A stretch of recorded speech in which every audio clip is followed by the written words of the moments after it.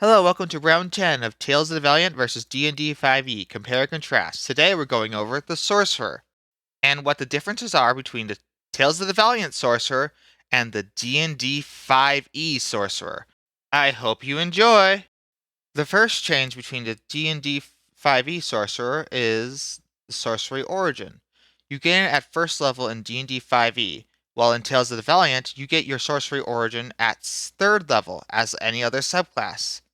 The next change between D&D 5e and Tales of the Valiant, in D&D 5e you get Phantom Magic and Sorcerer points at second level as a sorcerer, but in Tales of the Valiant you gain both of these abilities at first level as a sorcerer. The next small change Tales of the Valiant makes to D&D 5e. In D&D 5e you get Meta Magic at third level, but in Tales of the Valiant you get Meta Magic at second level. Next is a feature that was added in Tales of the Valiant to the Sorcerer, Sorcerer's Renewal. At 5th, 9th, and 13th level, when you finish a short rest, you can regain a certain amount of Sorcerer points depending on what level you are. 1d4 plus 1 for 5th, 2d4 plus 1 for 9th, 3d4 plus 1 for 13th, and 4d4 plus 1 for 17th. Next is my favorite feature added in Tales of the Valiant, Heroic Boon. At 10th level, all classes gain a Heroic Boon what is basically an option between two powers, and you get to choose one, and you get that power.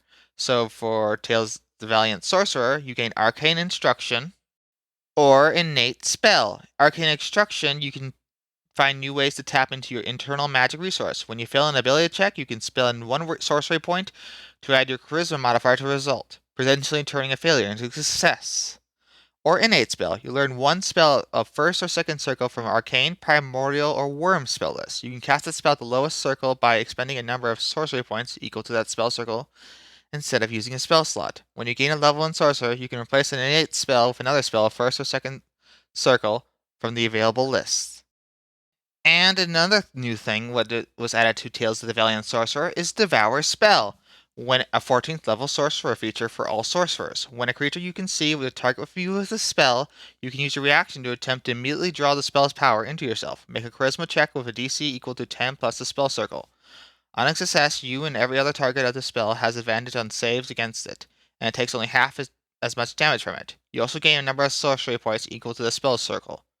Alternatively, you can target a magical effect within 30 feet of you that you created by a spell such as Fog Cloud or Wall of Fire. On a successful charisma check, the spell ends.